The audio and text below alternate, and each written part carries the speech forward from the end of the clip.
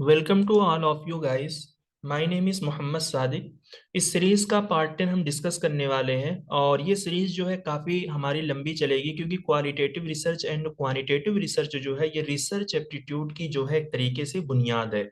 अगर आपने जो है इन दो रिसर्च की टाइप्स को समझ लिया है तो जितनी भी अभी तक मैंने आपको इंडिविजुअली तौर पे जो है टाइप्स पढ़ाई हुई है, यानी पार्ट 1 से लेकर पार्ट 9 तक जो भी मैंने आपको टाइप्स पढ़ाई हुई है, वो सारी टाइप्स जो है आपकी कुछ या तो क्वालिटेटिव रिसर्च के अंदर आएंगे या तो फिर कुछ आपकी क्वांटिटेटिव रिसर्च के अंदर आएंगे। तो यानी पार्ट 10 का जो है जुज वन यानी पार्ट 1 जो है हम डिस्कस करने वाले हैं।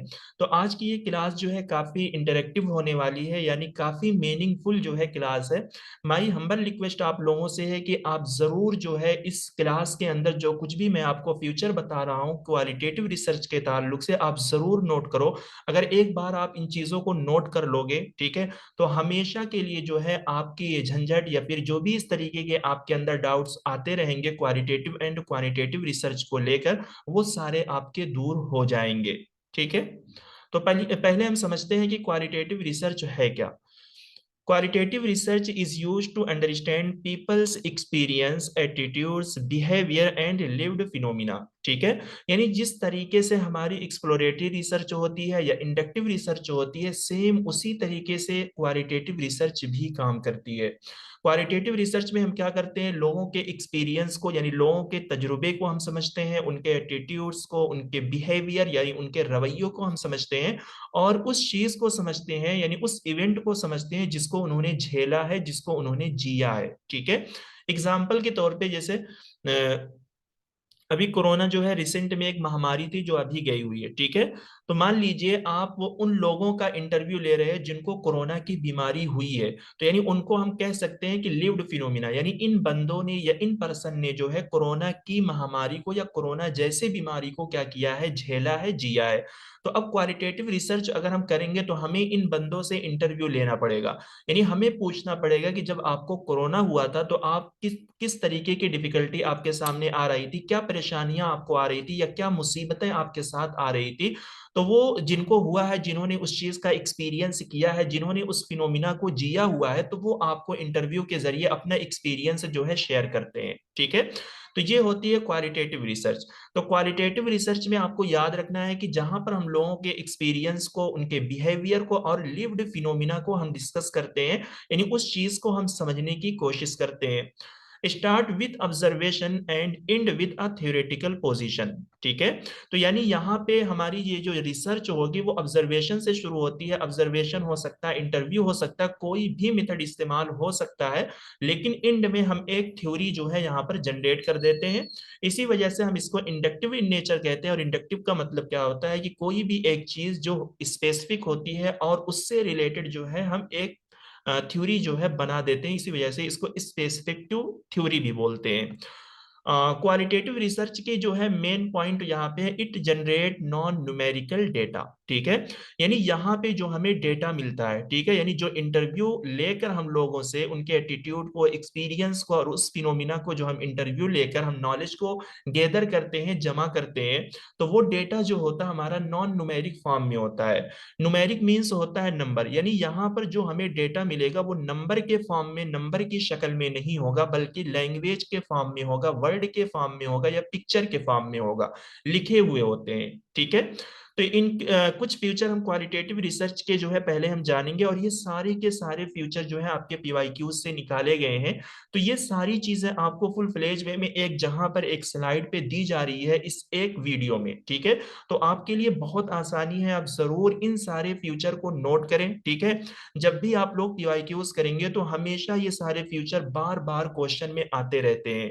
तो अगर आपने इनको पढ़ लिया है और याद कर लिया है, आपके माइंड में ये सारी चीजें अगर हैं, तो आसानी के साथ आपका कोई भी क्वेश्चन जो है गलत नहीं होगा।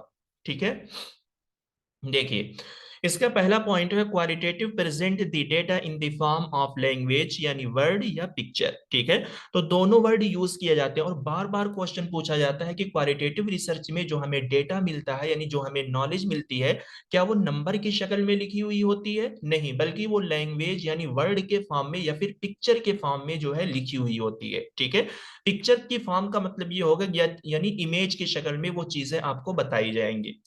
Use for discover of unknown thing, तो क्वालिटेटिव रिसर्च का इस्तेमाल हम अननोन चीजों को ही जानने के लिए करते हैं।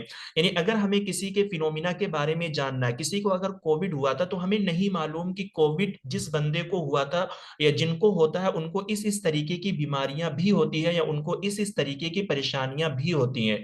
तो ये चीज हमें कैसे पता चलेगी? जब हम क्वालिटेटिव रिसर्च करेंगे और जिनको कोविड हुआ था उनसे हम उनका इंटरव्यू लेंगे, उनसे हम पूछेंगे, तभी हमें पता चलेगा कि हाँ कोविड के मरीजों को इस तरीके की बीमारियां होती है। In depth understanding of social phenomena, तो सोशल मीन्स कोई भी फिनोमिना हो, कोई भी इवेंट हो, कोई भी सिचुएशन हो, तो उसकी ये बिल्कुल इन डेप्थ में अंडरस्टैंडिंग जो है ये करती है। इसी वजह से इसको हम इंडक्टिव इन नेचर बोलते हैं।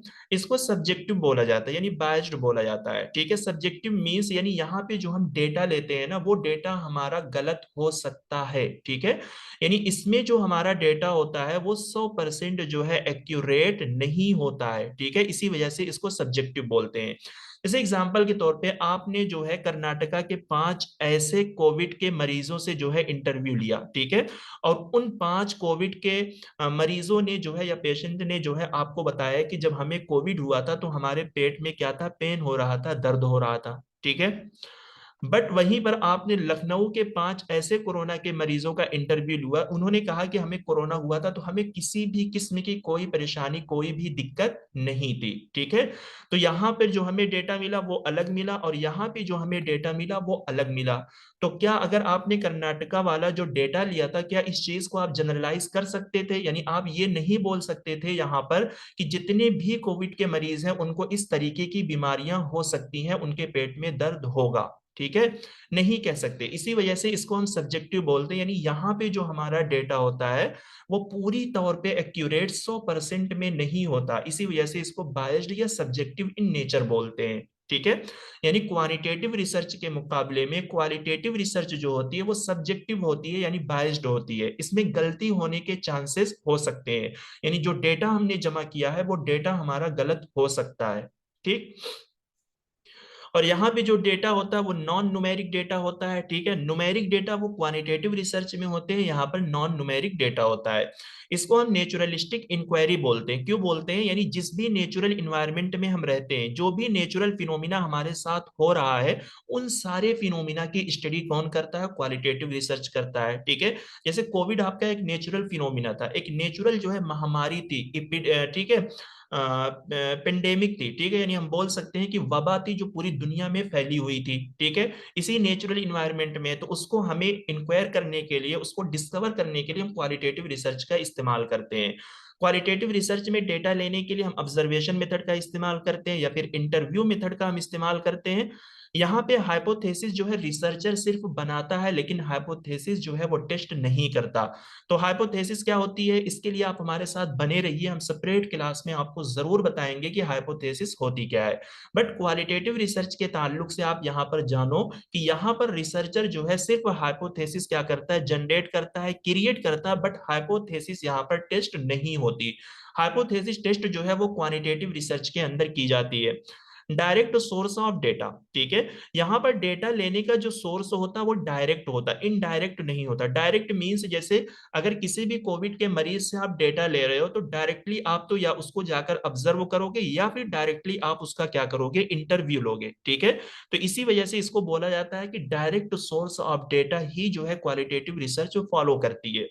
इसको अनस्ट्रक्चर्ड यानी अनप्लान्ड बोलते हैं। ठीक है, अनस्ट्रक्चर्ड या अनप्लान्ड इसको इस वजह से बोलते हैं क्योंकि यहाँ पर पहले से डेटा हमारे पास अवेलेबल नहीं होता है। ठीक है, जहां पर डेटा पहले से आपके पास होगा तो आप एक प्लान के थ्रू डेटा वहां से उठाओगे, बट यहाँ पे पहले से जो है कोई भी चीज प्री प्लान्ड नहीं होती, ना ही पहले से हमारे पास कोई डेटा होता है।